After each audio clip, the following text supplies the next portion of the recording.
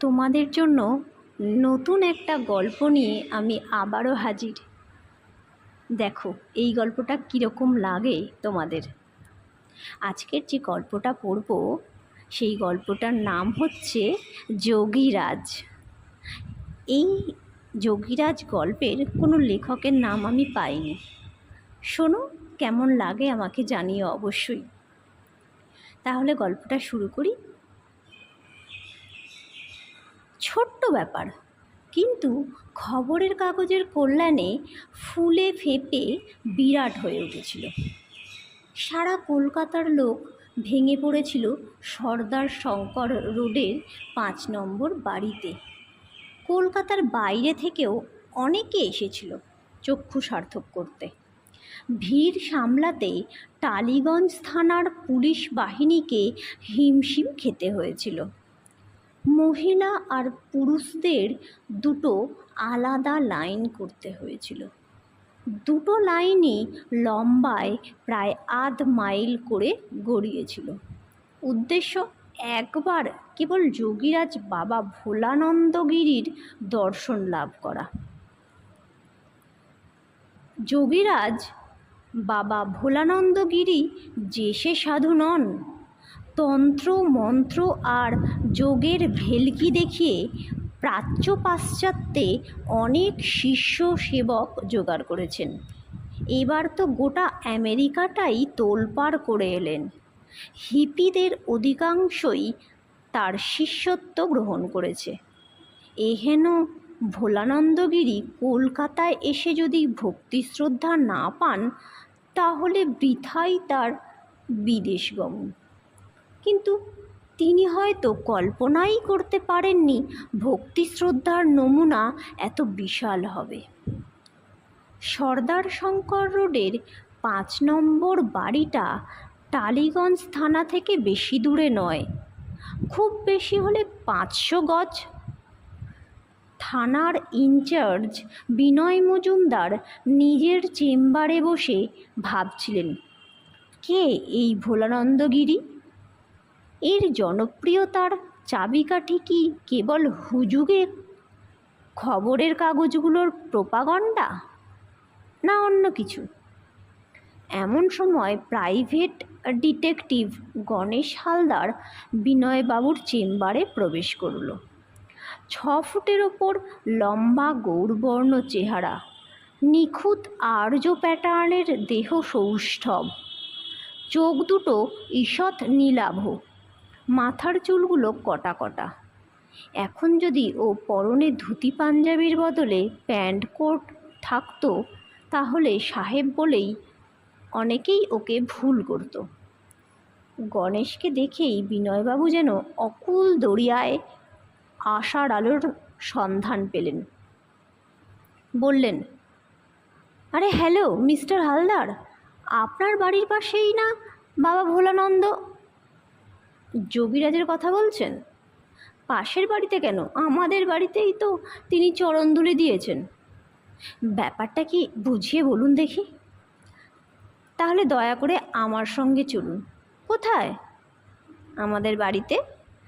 যোগীরাজের লীলা খেলা যদি নিজের চোখে দেখতে চান, তাহলে এখনই চলুন, দেরি করবেন না। আর যদি যেতে না চান, ওর নামের একটা ওয়ারেন্ট বের করার ব্যবস্থা করুন। অন্য কোনো অফিসারকে আমার সঙ্গে পাঠালেও চলবে। এ তো দেখছি আরও ধাঁধায় ফেললেন। তাহলে ভেঙেই বলি, বাঁকা চাঁদকে মনে আছে? মনে থাকবে না? ব্যাটা সেবারে হাতের মুঠো থেকে ফসকে গেছে। সেই বাঁকা চাঁদ এবার আবার আপনার হাতের মুঠোর মধ্যে এসে গেছে। 3 বছর আমেরিকা থেকে শ্রীমান একেবারে গুরুদেব বনে গেছে। তাহলে এই যোগীরাজই কি সেই বাঁকা চাঁদ? নিশ্চয়ই। কোনো প্রমাণ আছে? প্লাস্টিক সার্জারির কল্যাণে প্রমাণ অবশ্য সে লোপাট করে দিয়েছে। তবে ডান হাতের তর্জনীটা একটু টিপে টুপে দেখা যেতে পারে, কারণ আশীর্বাদ করার সময় ওটাকে একবারও সোজা হতে কিংবা নড়তে দেখা যায়নি। তাছাড়া ওর বাঁ চোখটা আগের মতোই একটু ট্যারা আছে বলেই প্রায় চেয়ার ছেড়ে লাফিয়ে উঠলেন বিনয়বাবু। চলুন, এক্ষুনি ব্যাটার কোমরে দড়ি বাঁধব। 5 নম্বর বাড়ির গ্রাউন্ড ফ্লোর মিস্টার প্রেমচাঁদ আগরওয়ালের একাংশের দখলদার। বড় বাজারে গদি আছে, বিরাট মশলার কারবারি।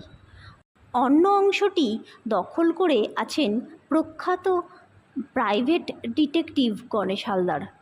প্রেমচাঁদের সঙ্গে গণেশের ইদানিং একেবারে গলায় গলায় ভাব। গণেশের উস্কানিতেই প্রেমচাঁদ যোগীরাজকে কল দিয়ে নিয়ে এসেছেন। তিনি অবশ্য মন্তর নেওয়ার জন্যই এই আমেরিকা ফেরত গুরুটিকে বরণ করে ঘরে তুলেছেন। আগামীকাল সেই মন্তর নেওয়ার দিনটি ধার্য হয়েছে। তার আগেই খবরের কাগজগুলোর প্রচারে গুরুজির আগমন বার্তা রটে গেছে। আর তার ফল কি হয়েছে তা আগেই বলা হয়েছে। যোগীরাজ বসে আছেন পদ্মাসনে। তার ডান পাশে বসে আছেন জন রিচার্ডসন, একজন আমেরিকান শিষ্য। বাঁ পাশে আছেন প্রেমচাঁদ আগরওয়াল, আর পিছনে বসে আছেন দুসার অন্যান্য দেশি বিদেশি শিষ্য। এদের সামনে দিয়ে মানুষ সার বেঁধে এগিয়ে চলেছে শ্যামাপ্রসাদ মুখার্জির রোডের দিকে।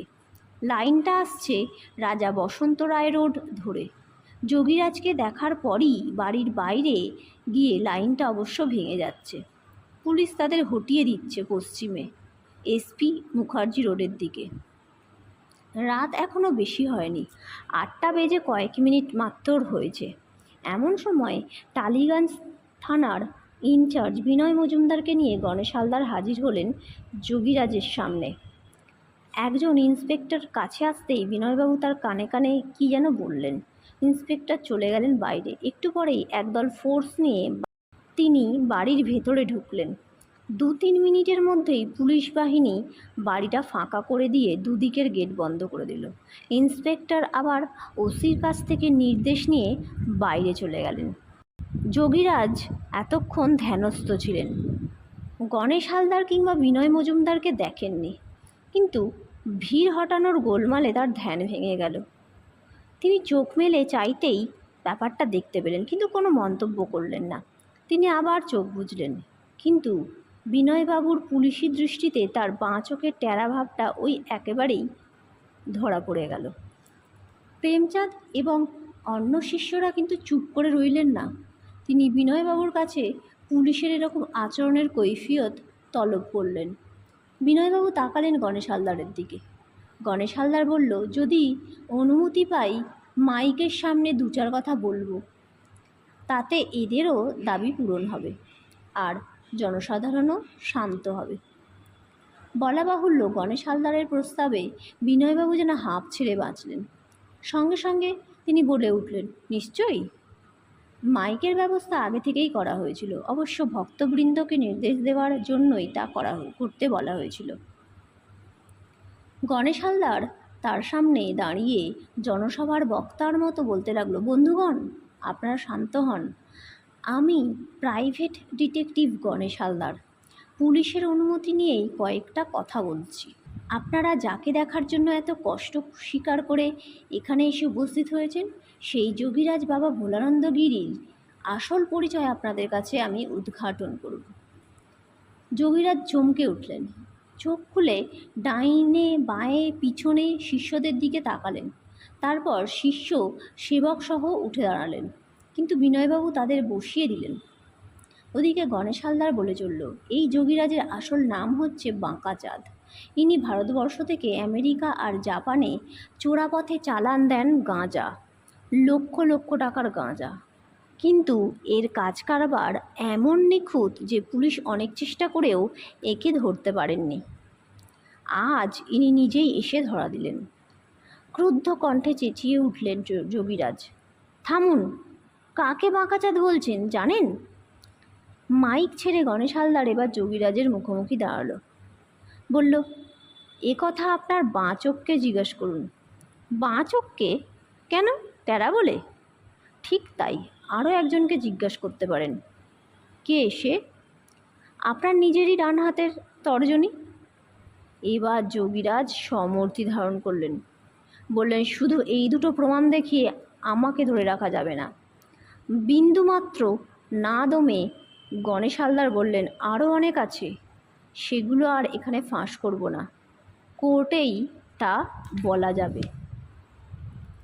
এবার যোগীরাজ মুষড়ে গেলেন, তার মুখটা ফ্যাকাশে হয়ে গেল, বাঁ চোখটা আরও ট্যাড়া হয়ে গেল এবং বাঁ দিকের শরীরটা একটু বেঁকিয়ে যেন সত্যিকারের বাঁকাচাঁদে পরিণত হলেন। আগে সেই ইন্সপেক্টর একটি পুলিশ ভ্যানে নিয়ে আবারও ফিরে এলেন রঙ্গস্থলে। যোগীরাজ সপারিষদ গ্রেফতার হলেন। প্রেমচাঁদ আগরওয়ালও রেহাই পেলেন না, কারণ মশলার বস্তার মধ্যে গাঁজা ভর্তি করে দেশে বিদেশে চালান দেওয়ার প্রধান দায়িত্ব তারই ওপর। তাই বন্ধু বলে গণেশ হালদারও তাকে ক্ষমা করলেন না। তার মাধ্যমে অবশ্য গণেশ হালদার যোগীরাজের আসল পরিচয় পেয়ে যায়। আদালতের বিচারে যোগীরাজ বাবা ভোলানন্দগিরি ওরফে বাঁকাচাঁদ ও তার শাগরেদদের দীর্ঘমেয়াদের কারাদণ্ড দেওয়া হলো। খবরের কাগজগুলো এ খবর আরও নানা রকম রং চড়িয়ে খুব ফলাও করে ছাপলো। এতে তাদের বিক্রির মাত্রা আরও বেড়ে গেল। পুনশ্চ খবরের কাগজেগুলো অবশ্য প্রাইভেট ডিটেকটিভ গণেশ হালদারের নামও খুব বড় করে ছেপেছিল।